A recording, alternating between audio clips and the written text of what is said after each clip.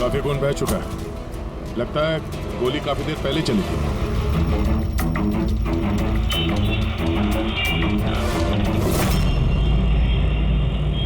ये सब कैसे हुआ मिस्टर आशुतोष? अच्छा, और इनका नाम क्या है? ये मेरी बीवी, मेरी वाइफ सुची। मेरा मतलब है मेरी एक्स वाइफ सुची। Ex wife? ये सब कैसे हुआ? पता नहीं सर, मुझे कुछ पता नहीं चला सर। कुछ मालूम नहीं? तुम्हारी एक्स वाइफ तुम्हारे बगल वाली सीट पे बैठी थी, उस पर गोली चली और तुम्हें कुछ मालूम नहीं? कैसे हो सकता है? मेरा आशु कभी झूठ नहीं बोलता। अगर वो कह रहा है कि उसे पता नहीं चला तो आई एम श्योर उसे पता नहीं चला होगा। आप?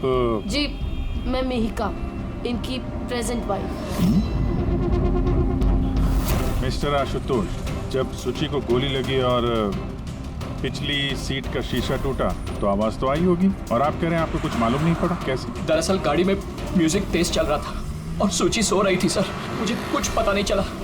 वो बंदा कुछ सामान बेचने आया, उसने जब मुझे बताया तब मुझे पता चला कि सुची।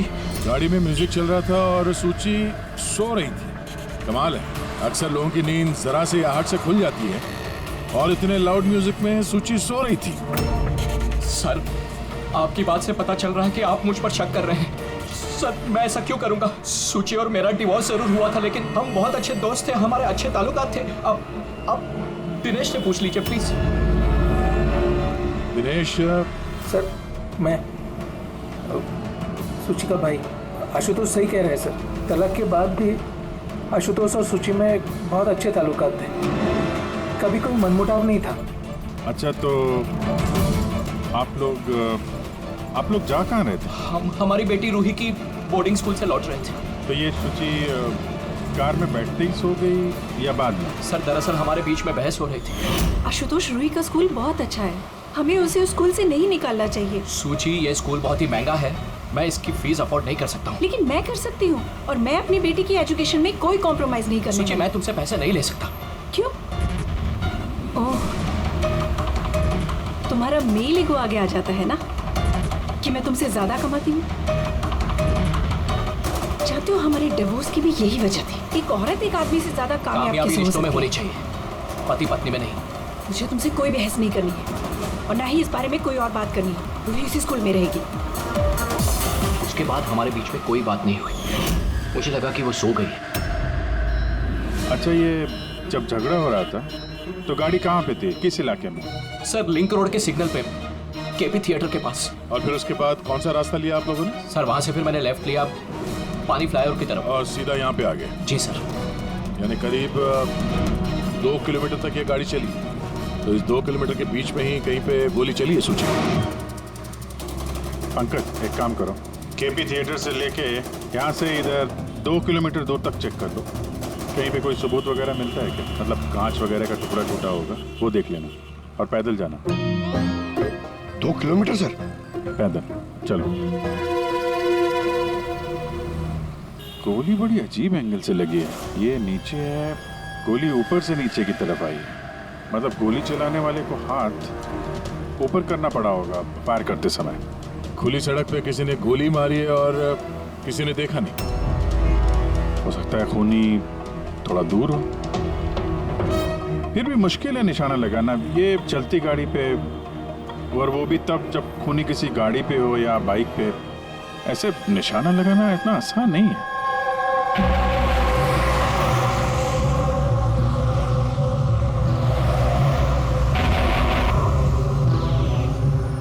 रास्ते में कहीं पे गाड़ी रोकी थी तुमने? सिग्नल पे रोकी थी सर, बस, और कहीं नहीं। अगर सिग्नल पे किसी ने गोली चलाई हो या फिर कहीं और से भी गोली चलाई हो तो वो निशाना लगाने के लिए वक्त तो लगेगा। तो किसी ने गोली मारते हुए किसी को देखा कैसे नहीं? हेलो, हाँ सर, ठीक है सर, हम लोग पहुंच रहे हैं। क्या हुआ? एसीपी साहब का फोन था, एक और लाश मिली है कामरे ब्रिज के नीचे।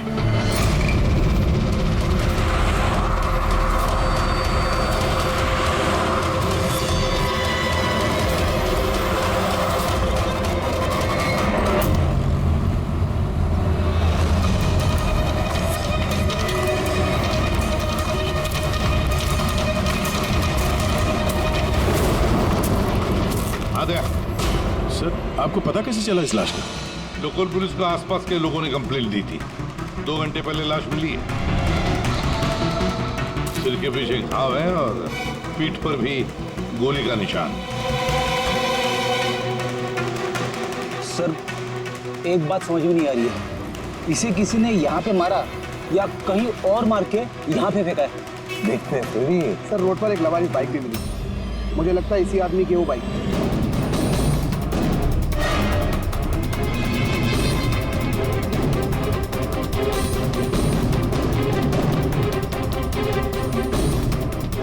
Skid mark. सर ऐसा लगता है ये आदमी बाइक पे जा रहा होगा, किसी ने पीछे से गोली मार दी, डिसबैलेंस हो गया, गाड़ी बाइक स्किड होके किसी चीज से यहाँ पे टकराई होगी और उसकी बॉडी यहाँ नीचे गिर गई। सर पे चोट उस वक्त लग गया होगा।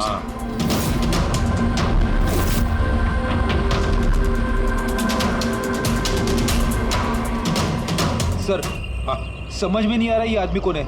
इसका कोई आइडेंटिफिकेशन नहीं है। ये मिसिंग पर्सन ब्यूरो में पूछताछ करूं क्या? फ्रेडी, इतनी जल्दी कोई भी मिसिंग पर्सन ब्यूरो में रिपोर्ट दर्ज नहीं करेगा। काम करो, आरटीओ में जाकर इस बाइक का रजिस्ट्रेशन चेक करो। सारे के सारे डिटेल्स मिल जाएंगे, मालिक कौन है वगैरह। दूसरे केस का क्या हुआ, कुछ पता चला? नहीं सर, बड़ा अजीब केस है, समझ में नहीं आ रहा गोली किसने चलाई और कहाँ से। सर, वो पूरा इलाका देख लिया सर, लेकिन कोई सुराग नहीं मिला। ट्रैफिक पुलिस ने क्या बताया? सर, ट्रैफिक पुलिस वाले, वहाँ के दुकानदार और 2-3 जन और जो खड़े थे उन सबसे पूछा सर, किसी को खून के बारे में कुछ नहीं पता। सर, सूची पे गोली चली कहाँ से? देखते हैं। सर मैंने कहा ना आपसे, मुझे नहीं पता कि सूची को गोली कब और कैसे लगी। आशुतोष, दिनेश, मेहिका, सूची के सबसे करीब थे ना तुम तीनों भी? नहीं? तो फिर अब बताओ, सूची की मौत से तुम तीनों में से किसका फायदा होने वाला था?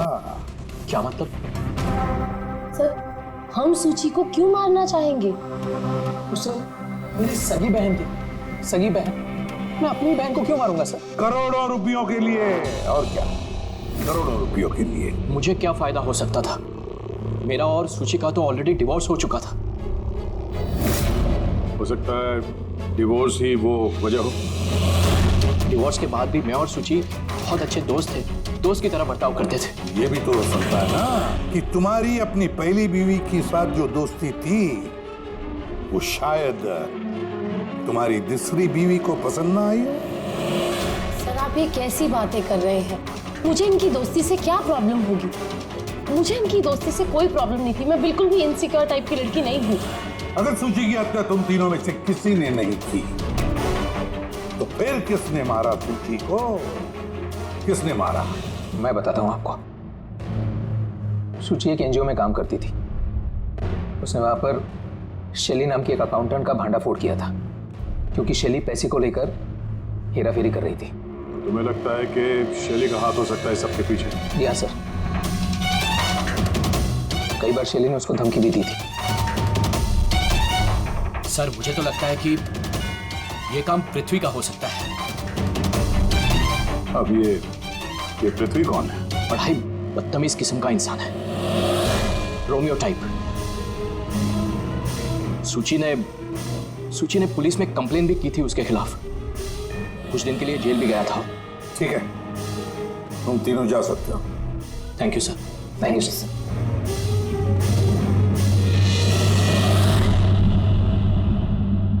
सर, ये तीनों गड़बड़ लग रहे हैं। इन तीनों पर कड़ी नजर रखो। होता तो शेली और पृथ्वी दोनों को ब्यूरो बुला लेते हैं। सर, आरटीओ से बाइक के मालिक का पता चल गया। सर, पृथ्वी और शैली का फोन अनरीचेबल आ रहा है, तो मैंने फ्रेडी से कहा है उनकी मोबाइल फोन को ट्रेस करने के लिए। ये तो हमारा डिलीवरी बॉय विवेक है। सर, हमारी बाइक ज्यादातर यही चलाता था। सर, इससे किसने मार दिया? वही पता करने की कोशिश कर रहा है। अच्छा, इस विवेक की किसी के साथ कोई दुश्मनी थी क्या? नहीं सर, ये तो बहुत ही सीधा साधा शरीफ लड़का था। कब से काम कर रहा था वो यहाँ पे? पिछले 1 महीने से। राजस्थान से आया था। सर, बहुत मेहनती था। सर, ये तो यहाँ शहर में किसी को जानता भी नहीं था। ये कहाँ जा रहा था डिलीवरी करने? कहीं नहीं सर। सर, छुट्टी थी आज उसकी, इसलिए मेरी बाइक लेकर घूमने के लिए गया था। अच्छा, उसका घर का एड्रेस दे सकते हैं जरा? सर उसका घर का एड्रेस नहीं है, वो यहीं शॉप में सोता था। उसका सामान वगैरह कुछ? सर ये उसका एक बक्सा है। ये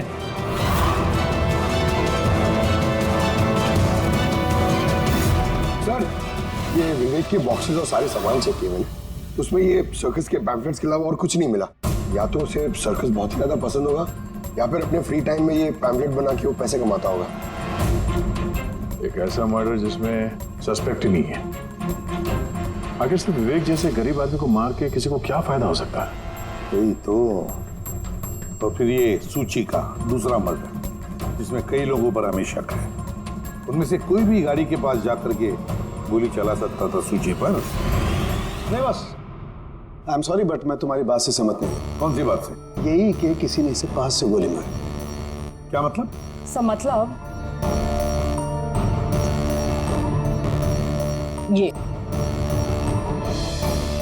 यार ये तो राइफल की गोली है। हाँ सर, और ये गोली सूची के गले पर यहाँ इस तरह फंसी हुई थी। गोली राइफल से चली है तो काफी दूर से चली होगी। हाँ बिल्कुल, दूर से भी और बस ऊंचाई से भी। हाँ मैं बताता हूँ। ये देखो बस 50 डिग्री एंगल से सूची को गोली लगी है। गोली यहाँ से आई, उसने कार की खिड़की का शीशा तोड़ा और उसकी गर्दन में आकर के लगी। ये गोली जिस एंगल से आई है सर, कितनी दूर से चली होगी गोली सर? लगभग 70 फीट की ऊंचाई से। किसी बिल्डिंग से गोली चलाई है, स्नाइपर तैयार बैठा था बिल्डिंग के ऊपर गोली चलाने के लिए। काम करो, जरा इस एरिया का मैप निकालो। तो गोली गाड़ी के बाई तरफ से आई थी और बाई तरफ तकरीबन बहुत सारे ये बिल्डिंग्स और हाई राइज टावर्स है सर। तो जिस जगह पर दोनों का झगड़ा हुआ वहां से लेके सूची की लाश जहां पे मिली उसके बीच में तकरीबन 15 से 20 टावर्स है। इन्हीं में से किसी एक बिल्डिंग से गोली चली होगी।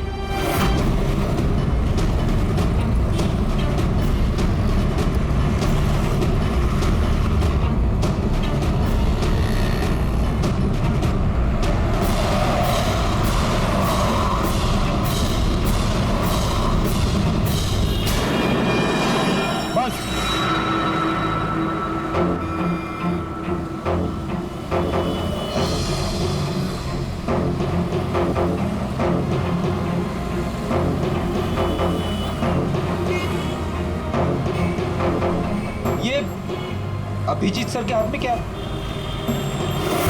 मार्क है फ्रेडी, ठीक उसी हाइट पे जिस हाइट पे सूची पे गोली लगी थी। मेरे हाथ में ये डिजिटल डिस्टेंस रीडर है। इससे ये लेजर लाइट उस मार्क पे अगर ठीक जाता है तो इसका मतलब है कि गोली यहाँ इसी बिल्डिंग से चली है।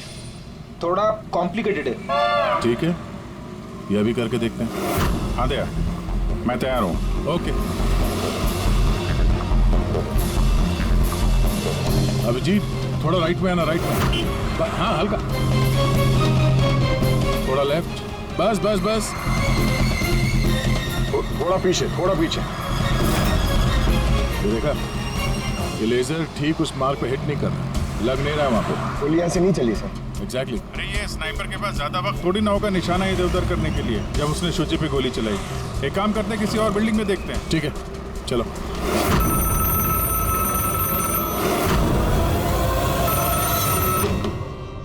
हेलो। हाँ हेलो, क्या ये फैंटेसी सर्कस जयपुर राजस्थान का ऑफिस है? जी हाँ, बोलिए। देखिए मैं मुंबई सीआईडी से एसीपी प्रद्युमन बोल रहा हूँ। क्या आपके यहाँ कोई विवेक काम करता था? हाँ हाँ, जानता हूँ विवेक को, वो इसी सर्कस में काम करता था। क्या हो गया? क्या काम करता था वो, कुछ बता सकते हैं? देखिए साहब, अगर सारा दिन आपसे फोन पे लगा रहोगे ना तो मेरा शो कैंसिल हो जाएगा। मैं आपकी बात अपने मालिक को बोलता हूँ, वो आपको कॉल करेंगे, समझे? हेलो।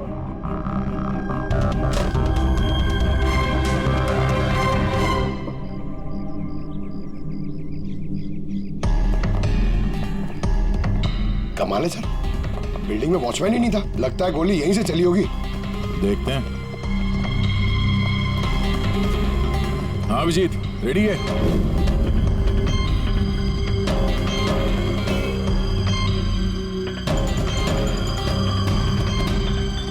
नहीं अभिजीत, यहाँ से निशाना कुछ ठीक से लग नहीं रहा, थोड़ा राइट में आना, राइट में, और थोड़ा। हाँ, परफेक्ट परफेक्ट, यहाँ पे लग गया निशाना।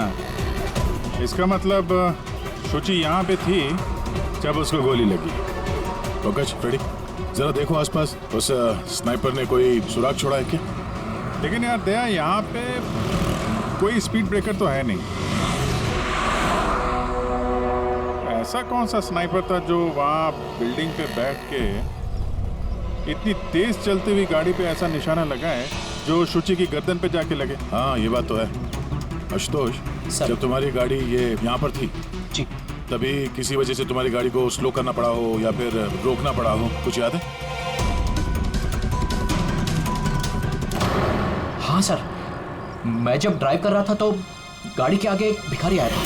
मुझे ब्रेक मारनी पड़ी थी। भिखारी? हाँ, क्या हुआ? इस तरफ कुछ भी नहीं है। कुछ भी नहीं? वहां भी कुछ नहीं है सर। ये भिखारी दिखने में कैसा था? सर, उसके एक हाथ में बैसाखी थी, लाल रंग का पोटला, गले में गमछा और शायद आधा गंजा था। अभिजीत, इस फ्लाईओवर के नीचे बहुत भिखारी बैठे हुए होते हैं, उन्हीं में से कोई एक होगा। मैंने सुना जो आशुतोष ने बताया भिखारी के बारे में। मैं यहाँ नीचे जाके देखता हूँ। कौन हो तुम लोग? इससे पूछ के यहाँ पे आए? तुम यहाँ के वॉचमैन हो, ड्यूटी पे क्यों नहीं थे? मेरी मर्जी। और तुम कौन होते हो मुझे ड्यूटी सिखाने वाले? CID CID चाहते हो तुम्हारे वजह से यहाँ पे एक औरत का खून हो गया? मेरी वजह से खून? किसी ने यहाँ छत से नीचे एक औरत पे गोली मारी, क्या जानते हो उसके बारे में?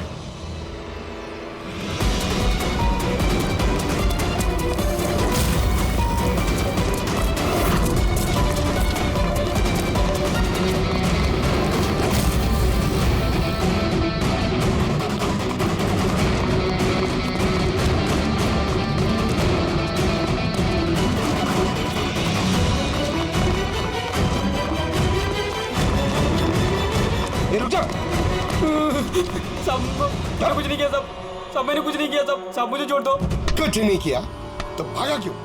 मैं डर गया था साहब। What? क्यों डर गया था? क्या जानता है इस खून के बारे में?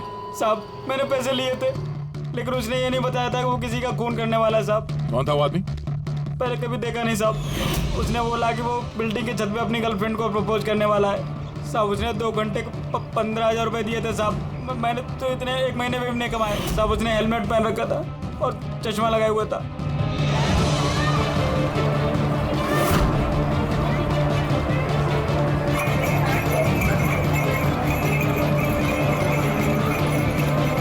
अरे सुनो भाई, ओ भाई साहब, ये एक ऐसे आदमी को देखा है जो लाल गमछा बांधता है,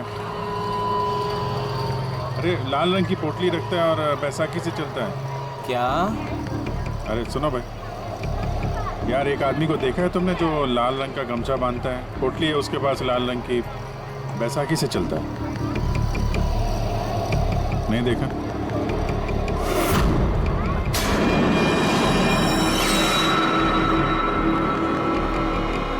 अरे सुनना जरा, अरे सुनो भाई, बात करनी है यार। अरे ए, क्या कर रहा है भाई? अरे रुको यार।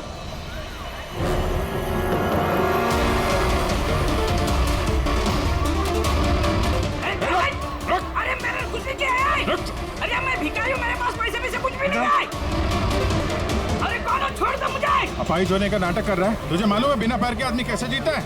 अरे कौन हो तुम? क्या चाहते हो? मेरे पास पैसे नहीं से नहीं, मैं रास्ते का भिखारी नहीं बन के जीता। तो जानबूझ के उस लाल वाली गाड़ी के नीचे गिरा था ना? कौन सी लाल गाड़ी? मैं किसी गाड़ी के आगे नहीं आया। साहब क्या दादागिरी है? आप इसे छोड़ दीजिए वरना ठीक नहीं होगा, मैं बता देता हूँ। CID से हूँ मैं। इधर जरा, हाँ?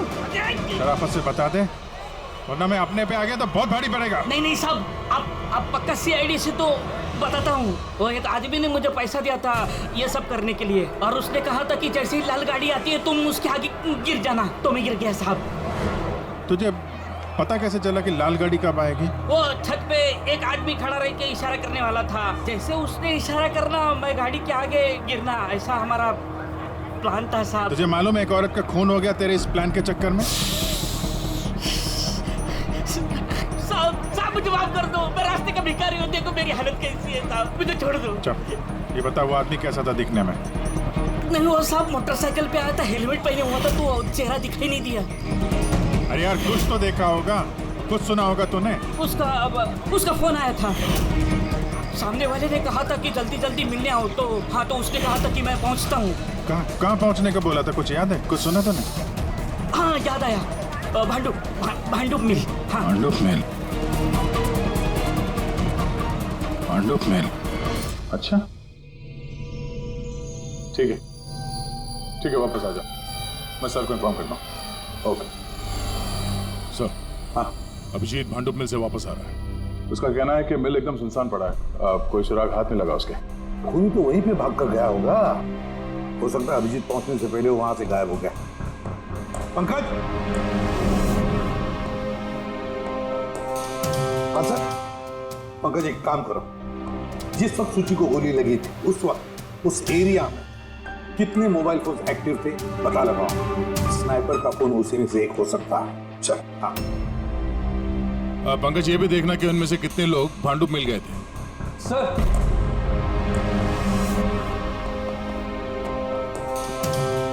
सर अब ये शैली है, एनजीओ अकाउंटेंट। सूची एक एनजीओ में काम करती थी, उसने वहां पर शैली नाम की एक अकाउंटेंट का भांडाफोड़ किया था। और ये पृथ्वी है जिनके खिलाफ सूची ने रिपोर्ट लिखवाई थी। सूची ने पुलिस में कंप्लेन भी की थी उसके खिलाफ, कुछ दिन के लिए जेल भी गया था। आपने सोच भी कैसे लिया कि सूची के खून में मेरा हाथ हो सकता है? हाँ सर, मैंने भी ऐसा कुछ नहीं किया, मैंने किसी का मर्डर नहीं किया सर। शैली तुम्हारी नौकरी चली गई थी सूची के वजह से, और उसके बाद से तुम्हें अभी तक कोई नौकरी मिली नहीं। उधार के पैसे ले लेके घर का खर्चा चला रही हो तुम, हाँ? और पृथ्वी एक हफ्ते तक तुम्हें जेल में रहना पड़ा, अपने मोहल्ले में काफी बदनामी हुई तुम्हारी, क्यों? तो क्या हुआ, अगर मुझे बदनामी का इतना डर होता तो मैं अपना घर बदल लेता, मर्डर थोड़ी ना करूंगा मैं किसी का। एंड सर ऐसा नहीं है कि मुझे कोई जॉब नहीं मिल रही है, इट्स जस्ट लाइक कि मुझे मेरे लायक कोई जॉब नहीं मिल रही है, इस वजह से मैं कहीं ज्वाइन नहीं कर रही हूँ। आपको आशुतोष और उसकी नई पत्नी मिहिका से पूछताछ करनी चाहिए। वो आपस में खुश नहीं है लेकिन दिखावा करते। आशुतोष तो सूची के पास वापस जाना चाहता था, शायद मिहिका ने इसीलिए। एंड सर सूची की ना उसके भाई दिनेश से भी नहीं बनती थी, हमेशा ना फोन पे उससे झगड़ती ही रहती थी। अच्छा, और किस बात को लेके होता था ये झगड़ा इन दोनों भाई बहन के बीच? एक्चुअली सर दिनेश ने आशुतोष को धमकी दी थी कि सूची से दूर रहे, शायद सूची को यही अच्छा नहीं लगा होगा। एक बार सूची ने मुझे ये भी बताया था कि मिहिका जलती है उसकी और आशुतोष की दोस्ती से। 100% इन्हीं में से किसी एक ने उसका मर्डर किया। हाँ सर। अच्छा ठीक है, जा सकते हो तुम दोनों, लेकिन एक बात अच्छी तरह से याद रखना, जब तक इन्वेस्टिगेशन पूरा नहीं होता ये शहर छोड़कर तुम कहीं नहीं जाओगे। इस केस में किसी की बातों का भरोसा नहीं हो रहा सर, ऐसा लगता है कि सब के सब झूठ ही बोल रहे हैं। हाँ पर यार जो भी है उसने बड़ी लंबी प्लानिंग की है, पहले भिखारी को पैसे दिए, फिर वॉचमैन को हायर किया, फिर स्नाइपर को हायर किया, तो सही वक्त मिलते ही सूची को उड़ा दिया। सर हाँ सर, जिस वक्त सूची को गोली चली थी सर, उस वक्त ब्रिज के आसपास 2000 लोगों के मोबाइल एक्टिवेट, तो उसमें से कौन सा मोबाइल फोन भांडुप मिल की तरफ गया देखा? एक फोन गया था सर उस तरफ, लेकिन वो प्राइवेट नंबर है तो वो ट्रैक नहीं हो पाया। और क्या बता सकते हो इस नंबर के बारे में? यही सर कि वो मिल तक गया लेकिन रुका नहीं, वो सीधे चला गया कामरी ब्रिज की तरफ और फिर वहां से सिग्नल चला गया सर। कामरी ब्रिज? विवेक की लाश भी तो हमें उसी ब्रिज के लिए मिली थी, ये कोई कॉन्सिडेंस तो नहीं हो सकता? राजस्थान में फोन कर दे विवेक के गांव, पुलिस वालों को क्या इंफॉर्मेशन मिले उसके बारे में देखते हैं। ये विवेक भी तो खूनी हो सकता है। किसी ने विवेक का खून कर दिया, एक खूनी का खून। कुछ भी हो सकता है फ्रेडी, इस केस में कुछ भी हो सकता है।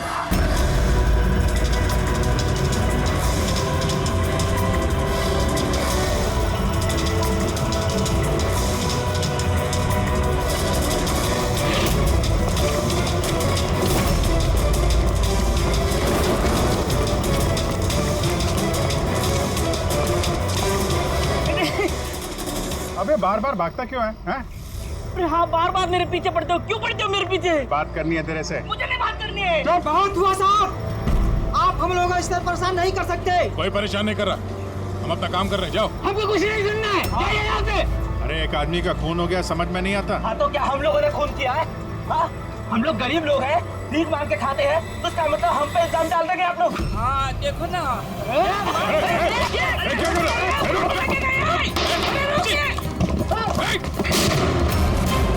अभिजीत, तो ठीक हो? थोड़ा सा ओह नो, पत्थर लग गया है। क्या किया तुम लोगों ने? हाँ? ये देख, ये आदमी, इसने पैसे दिए थे तुम्हें? इसका भी खून हो गया? हाँ मर गया ये, ध्यान से देख। क्या ये वही आदमी है जिसने तुझे बोला था कार के आगे गिरने के लिए? जरा जूम करो।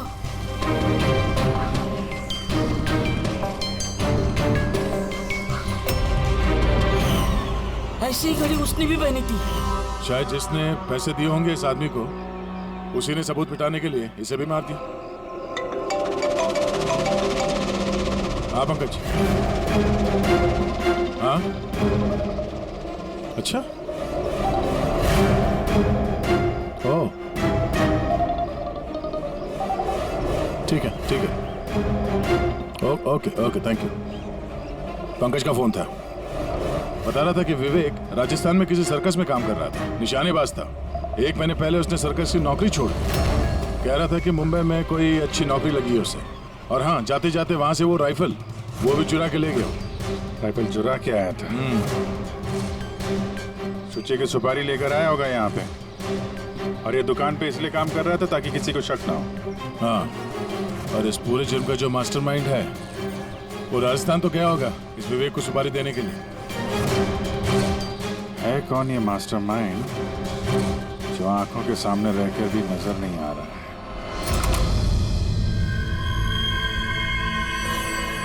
अरे मिस्टर आशु। सर आप लोग यहाँ? मिस्टर आशु, उस आदमी का पता चल गया है जिसने सुची पे गोली चलाई थी। वाह, दैट्स अ ग्रेट न्यूज़। आपने पकड़ लिया उसे? विवेक नाम है उसका। आप लोग किसी विवेक को जानते हो? नहीं तो। कमाल है, आप किसी विवेक को नहीं जानते हो, मगर 15 बार कॉल किया आपने अपने मोबाइल से। क्या? सर मैं जब किसी विवेक को जानता ही नहीं हूँ तो मैं उसे फोन क्यों करूँगा? सिर्फ इतना ही नहीं, उससे मिलने तुम राजस्थान भी गए थे। सर्कस में उसकी गोली चलाने की कला तुम्हें इतनी पसंद आ गई थी कि सूची को मारने का कॉन्ट्रैक्ट भी दे दिया उसे। क्यों? 1 मिनट सर, 1 मिनट। ये बात सच है कि मैं बिजनेस ट्रिप के लिए राजस्थान गया था, लेकिन मैं कोई सर्कस में नहीं गया था। और मैं जब कोई विवेक को जानता ही नहीं हूँ तो मैं उसे फोन क्यों करूँगा? तो क्या ये तुम्हारे फोन रिकॉर्ड झूठ बोल रहे हैं? सर ये हो सकता है कि मेरे फोन से किसी और ने फोन किया हो मेरी गैर मौजूदगी में। अच्छा, तो आप अपना फोन ऐसे ही लापरवाही से इधर उधर छोड़ देते हैं क्या? नहीं सर। हाँ सर। अच्छा ठीक है sir, okay sir, okay. Doctor Salunkhe का फोन था, हमें फॉरेंसिक लैब में बुलाया आशुतोष को लेके। बस सुची यहाँ बैठी हुई थी इस सीट में, और ये इस सीट का हिस्सा है जो पीछे की तरफ, और ये है वो लीवर जिससे सीट आगे पीछे होती है, और इस लीवर को जाम कर दिया गया है। देखो, लीवर को जाम कर दिया गया है। हाँ यार, बस ये सुना कैसे? इसके लिए आपने हमको वहां से बुलाया? पंकज, क्या तेरी पूरी बात सुनो ना। सुराग ये नहीं है कि ये लीवर अटका हुआ है, सुराग ये है कि इसे जानबूझकर पीछे अटकाया गया। और सर सीट जानबूझ के कोई खराब क्यों करेगा? यही तो हम लोग भी सोच रहे थे। आशुतोष, ये तुम्हारी इस गाड़ी की सीट कब से ऐसी है, कब से पीछे अटकी पड़ी है? सर परसों रात तक तो ठीक थी, लेकिन कल सुबह जब निकला तो रिक्लाइन काम नहीं कर रहा था। मेरे पास ठीक कराने का वक्त नहीं था, इसलिए ऐसे ही निकल पड़ा। सालून साहब, सीट खराब होने का इस केस से क्या लेना देना? लेना देना है पहले, और लेना देना यह है कि खूनी चाहता था कि ये सीट पीछे अटकी रहे ताकि सूची की पोजीशन ऐसे रहे पीछे की तरफ। सर, अगर वो आगे बैठती या पीछे बैठती तो उससे खूनी को क्या फर्क पड़ता? खूनी तो गोली चलाने वाला था ना। यार पंकज, तुम एक काम करो, यहाँ ड्राइविंग सीट पे बैठ। सारिका, तुम सूची की जगह।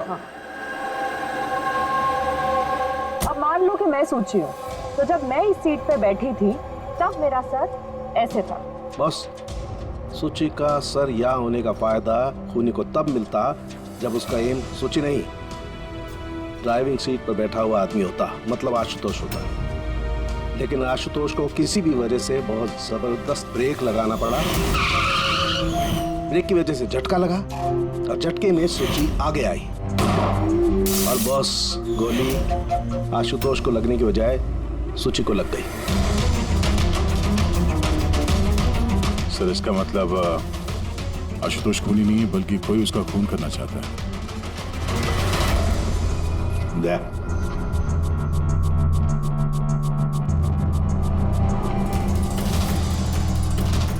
आशुतोष जी सर। सर, एक बात बताओ, तुम्हारा कोई दुश्मन है? कोई ऐसा दुश्मन जो तुम्हारी जान लेना चाहता है? याद करके बताओ, सोचो। नहीं सर, मेरी किसी से कोई दुश्मनी नहीं है। नहीं, कैसे आशुतोष? कोई तो होना चाहिए जिसने उतनी प्लानिंग की है तुम्हारी जान लेने की, सीट को भी जाम कर दिया। नहीं सर, ये हो ही नहीं सकता, क्योंकि ये गाड़ी की एक ही चाबी है और वो चाबी हमेशा मेरे पास ही रहती है। मुझे तो कुछ समझ में नहीं आता सर कि ये सब क्या हो रहा है। कोई बात नहीं आशुतोष, वो जो कोई भी है हम पता करने की कोशिश करेंगे कि कौन है वो जो तुम्हें मारना चाहता है। ठीक है, चलो चलते हैं, आ जाओ। जी सर। सर, हमने आशुतोष को जाने क्यों दिया? अगर खूनी ने फिर से हमला कर दिया तो? देखते रहना पंकज, अब हम आशुतोष की हर मूवमेंट को ट्रैक करेंगे, हर बात हमें सुनाई पड़ेगी। सर, वो किसे? ट्रांसमीटर बग जो लगाया है।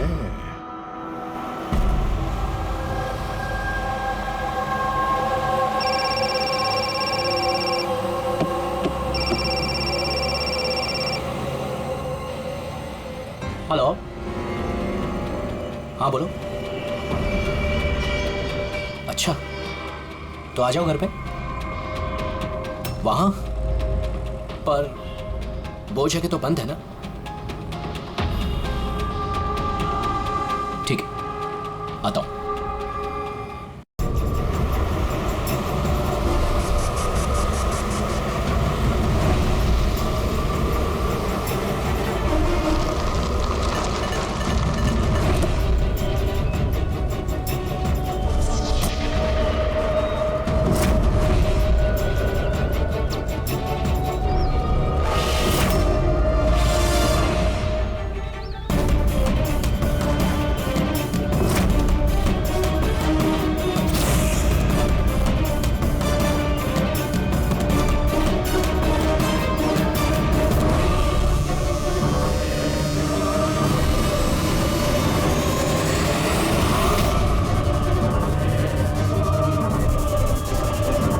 क्या कर रहे हो? गन? माय गॉड, गोलियों की आवाज है। जल्दी चलो, कहीं और एक खून न हो जाए। सब बस पहुंच ही रहे हैं हम लोग। सर, हाँ, हमारा ये वाला जो सस्पेक्ट है सर, अभी खबर आई कि ये भी राजस्थान गया था आशुतोष का पीछा करते करते। ये तो आशुतोष के बिल्कुल करीब था।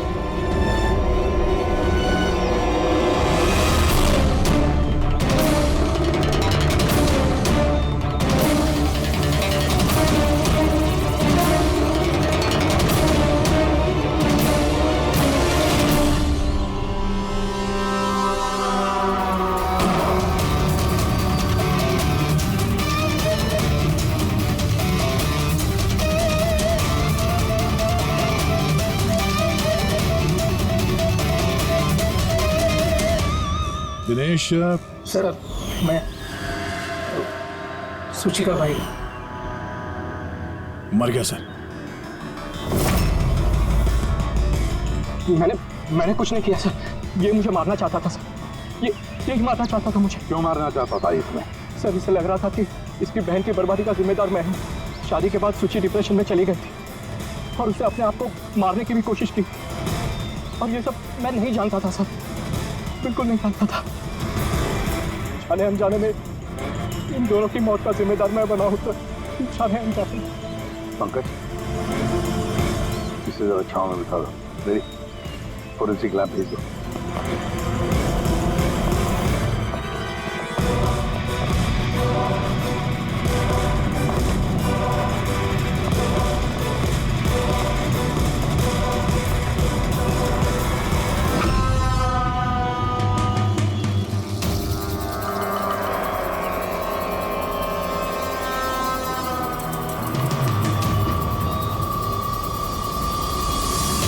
कहानी में नया ट्विस्ट। आशुतोष,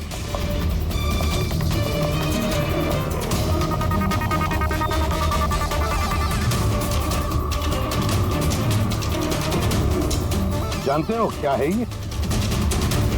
नहीं सर, मुझे नहीं पता। नहीं पता?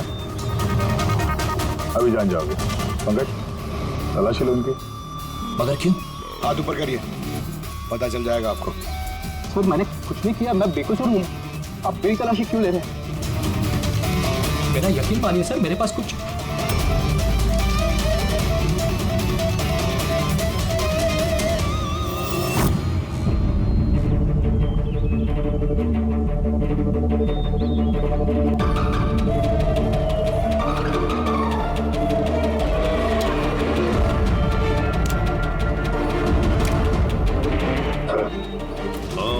Rubber bullets.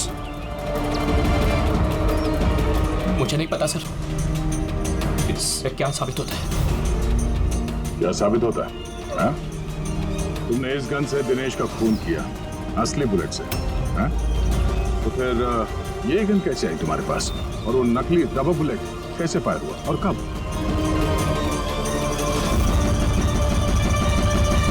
सब प्लान मैंने किया था sir. A to Z plan मेरा था। सूची की मौत, दिनेश की मौत, और वो प्लान भी यही था कि आप लोगों को यही लगे कि सूची की मौत गलती से हुई थी, बल्कि असली टारगेट मैं था। और आप लोगों का शक दिनेश पर जाए। लेकिन सारा प्लान मिट्टी में मिल गया, सब कुछ मिट्टी में मिल गया। क्यों मारा तुमने सूची को? क्या मिला तुम्हें सूची को मारकर? सूची मेरी बेटी रूही को लेकर हमेशा हमेशा के लिए देश छोड़कर जा रही थी सर, और ये बात उसने मुझसे छिपाई थी। आप ही बताइए सर, अपनी इकलौती बेटी को खुद से दूर कैसे करने देता? और इसलिए तुमने विवेक को उस शार्प शूटर को पैसे दिए अपनी बीवी सूची की जान लेने के लिए, और जैसे उसने काम खत्म कर दिया तुमने उसे भी मार डाला। तुमने दिनेश को ऐसा क्या कहा कि वो तुम्हें मारने के लिए यहाँ पर आ गया? मैंने मिहिका को दिनेश के पास भेजा था। क्या? हाँ दिनेश, मुझे अभी पता चला कि आशुतोष ही तुम्हारी बहन की मौत का जिम्मेदार है और वो तुम्हें भी मारना चाहता है। नहीं, मैं उसे छोड़ूंगा। दिनेश, पागल हो गए हो क्या? खून करोगे तो? उसने मेरी बहन को मारा, मेरी बहन को। एक पत्नी को मेरी बहन को मारते उसे कुछ नहीं लगा। नहीं, कुछ भी हो जाए मैं उसे छोड़ नहीं सकता। मैं उसे नहीं छोड़ सकता। मेरी बात तो सुनो। और मौका मिलते ही उसकी गन बदल दी। जो गोलियां दिनेश तुम पर चला रहा था वो नकली थी? हाँ, लड़ाई के दौरान मैंने गन बदल दी थी ताकि आप लोगों को लगे कि आत्मरक्षा के लिए मैंने दिनेश को मारा है और आप लोगों के सामने मैं बेगुनाह दिखूं। क्या छोड़ा तुमने अपनी बच्ची के लिए? न मां न बाप। उसी बच्ची को पाने के लिए तुमने उसी की मां को मार डाला, और फिर इस जुर्म में तुम भी जिंदगी भर जेल की सलाखों के पीछे सड़ते रहोगे। बताओ आशुतोष, क्या मिला तुम्हें अपनी बच्ची को इस तरह से अनाथ करके? क्या मिला?